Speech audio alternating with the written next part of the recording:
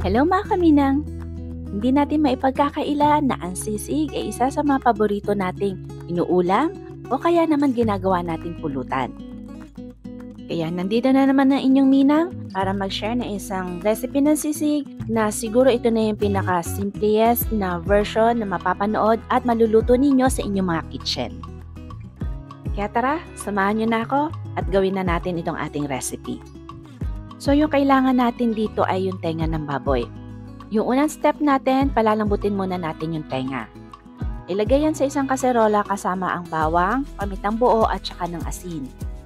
Kung gusto niyo mag-add ng maskara para mas marami, pwede kayong magdagdag.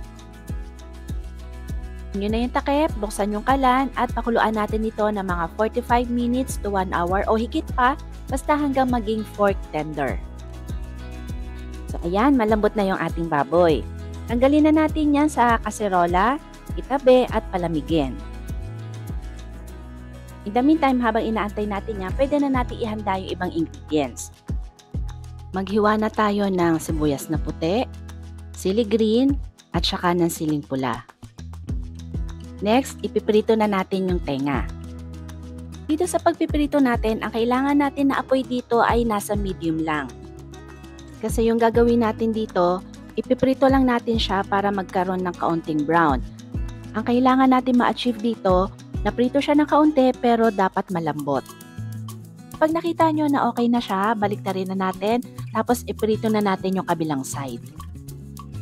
Paalala mga kaminang ha, kapag nagprito kayo, lalo na kapag parte ng maskara, lagyan nyo ng takip yung mga piniprito ninyo kasi titilamsik yung mantika niyan. Mabilis lang yung pagpiprito nyo dyan, siguro mga 5 to 8 minutes lang yan per side. Basta kapag nakita nyo na okay na nag-brown na, alisin nyo na yan sa mantika, ilagay sa strainer, patuluin, tapos palamigin muna natin yan. So after natin dyan, magpiprito naman tayo ngayon ng atay ng manok. Gumamit lang ako dito ng ibang kawali sa pagpiprito kasi may tendency na umitim yung oil natin kapag nagprito tayo ng atay. Kaya hindi ko na siya isinabay dun sa tenga kanina. So kapag naprito na yan, tanggalin na natin sa kawali. Pagkatapos palamigin na rin natin. So ito, malamig na yung tenga at saka yung atay natin. Hiwain na natin ngayon. Hiwain lang natin to ng maliliit na serving portions. So bahala na kayo kung gaano kalalaki yung gusto ninyong hiwa. Basta maliliit lang siya. Ito naman mga atay na manok, yung pinirito natin kanina, tatadtarin naman natin yan. Pwede nyo rin yan pinuhin ng pinong-pino kung gusto ninyo na mas creamy yung kalabasan ng inyong mga sisig. At kapag natapos na natin yan, ilipat na natin ngayon sa isang bowl. Itimplahan na natin at ilalagay na rin natin yung iba pang ingredients. Unahin na natin ilagay yung sibuyas. Pagkatapos timplahan na natin ng asin, pamintang durog at ng oyster sauce. Lalagyan na rin natin to ng kalamansi.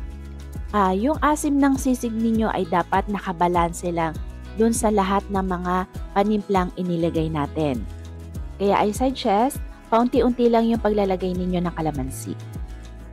Pagkatapos, haluin nyo yan ng maigi para balanse yung mga panimplang inilagay natin dito sa ating sisig.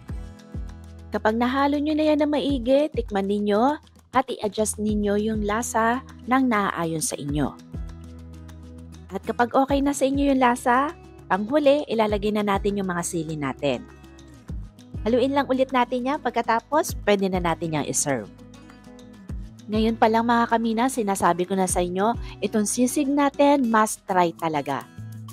Itong recipe nga pala natin ay galing din sa aking mother-in-law. At ito na mga kamina, my own version and another recipe ng sisig para sa inyo. Sana subukan nyo itong ating sisig. Okay, kain na!